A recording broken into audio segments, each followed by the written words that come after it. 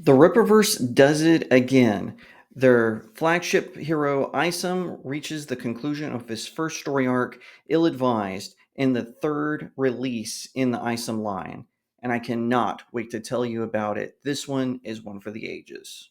'Cause I've been living life right like I could just die any minute. Going for a ride down the side. Hi everyone, my name is Jacob Airy. Welcome to the StudioJake vidcast where I talk about all things pop culture. Be sure to like, share, subscribe, and if you're watching on YouTube, ring that little bell so you get notifications when I post a new vidcast, and consider becoming a channel member. Not to mention, if you want to support the work that I do, head on over to my website, studiojakemedia.substack.com, where you can find even more entertaining pop culture articles.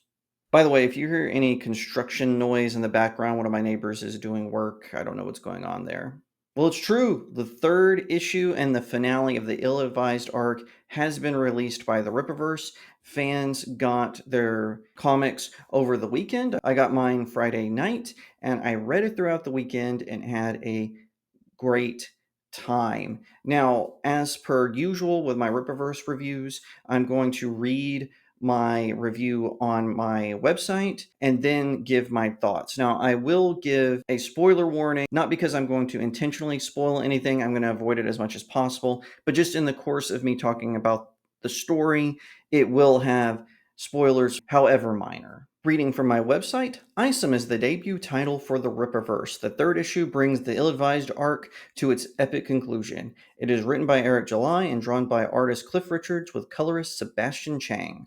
After an encounter with supernatural beasts underground, Isom is rescued by one of Bloodruth's wolves, but soon realizes his strength is waning. However, his battle with the criminal Darren gets personal when his men target Isom's family. Now the battle is on, so Isom allies with the polymath Cato Gooding and Projexus tech founder Lincoln Uspid. Little do they know that Darren has hired a reptilian accept who likes to brawl. I had trouble picking a cover for this campaign, but ultimately it came down to cover A, done by Kanan White. It is a fantastic lead into the story. The artwork is fantastic. Richard and Chang do an amazing job with all of the legacy characters like Isom, Bloodruth, and Gooding, not to mention the old and new villain.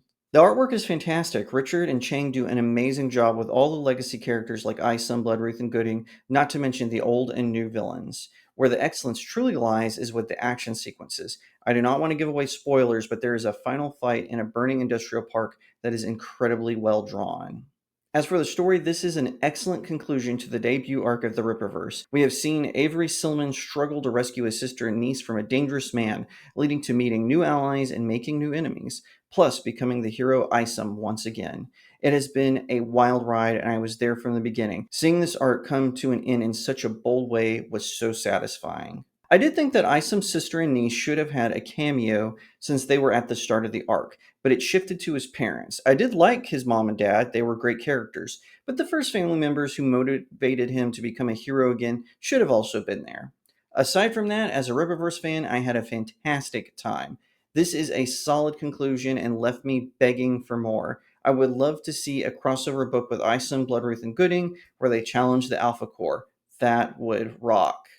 Hint, hint, Eric July and the staff at the Rippaverse. So that was my review of Isom number 3. This was such a great conclusion. I know I probably said fantastic a lot in my written review because that is what this was. It was fantastic. It was an amazing and epic conclusion to the ill-advised arc. I cannot brag about it enough. The Rippaverse is doing what Marvel and DC used to do, what other indie comics movements promised to do, but Isom and the Rippaverse is actually delivering. Have there been hiccups here and there? Sure, what company doesn't have those? But Isom, this is not a hiccup.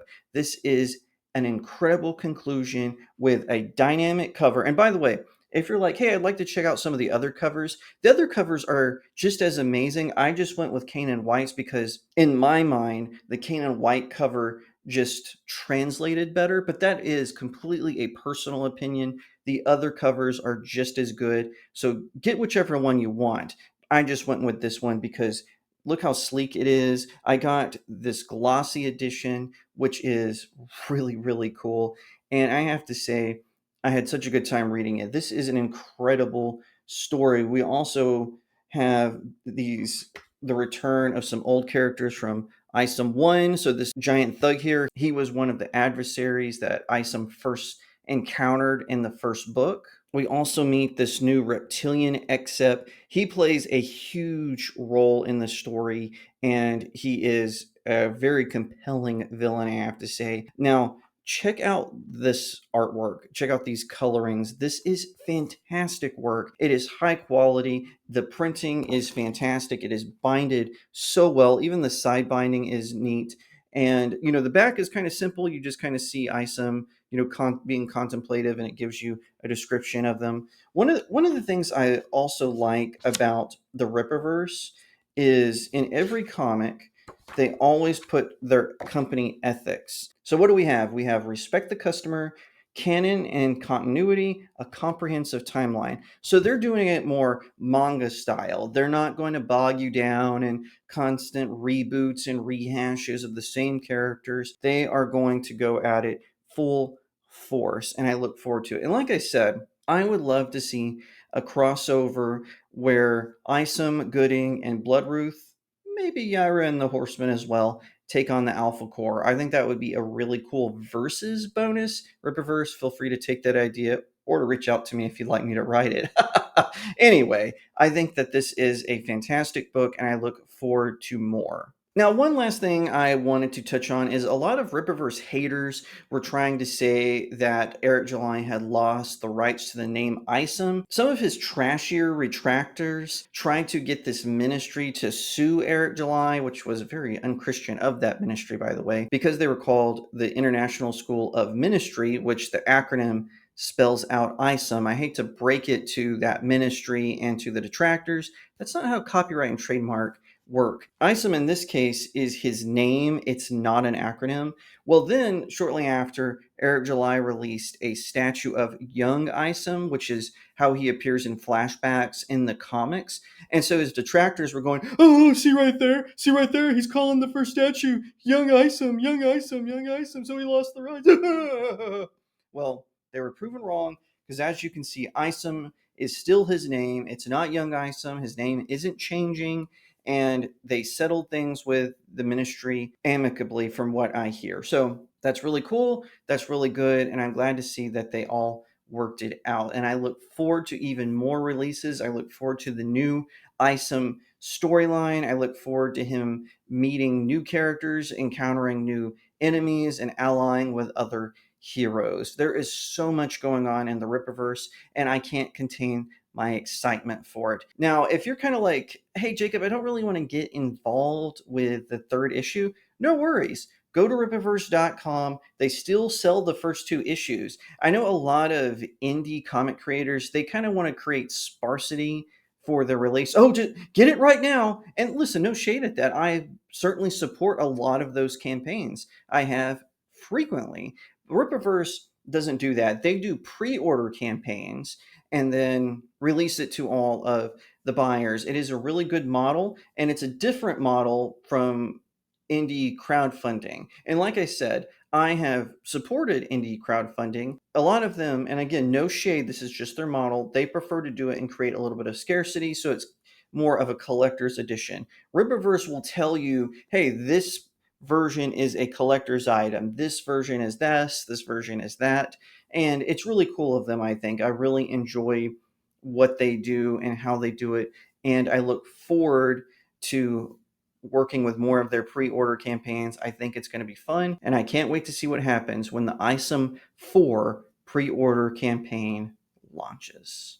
If you liked that video, be sure to give it a like, share it out to all your friends, leave me a comment, tell what you think, and subscribe. If you're watching on YouTube, ring that little bell so you get notifications when I post a new vidcast, and consider becoming a channel member. If you want to support me in the work that I do, head on over to my website, studiojakemedia.substack.com. It is where you can read most of my articles for free, or you can become a subscriber. Different tiers unlock different perks, including being able to choose the topic for a written article or for one of these vidcasts. So definitely check those out.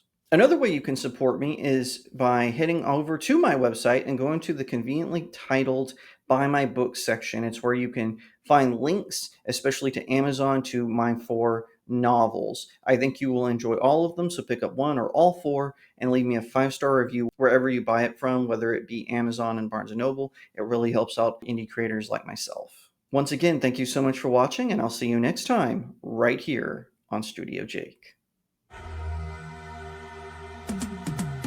'Cause I've been living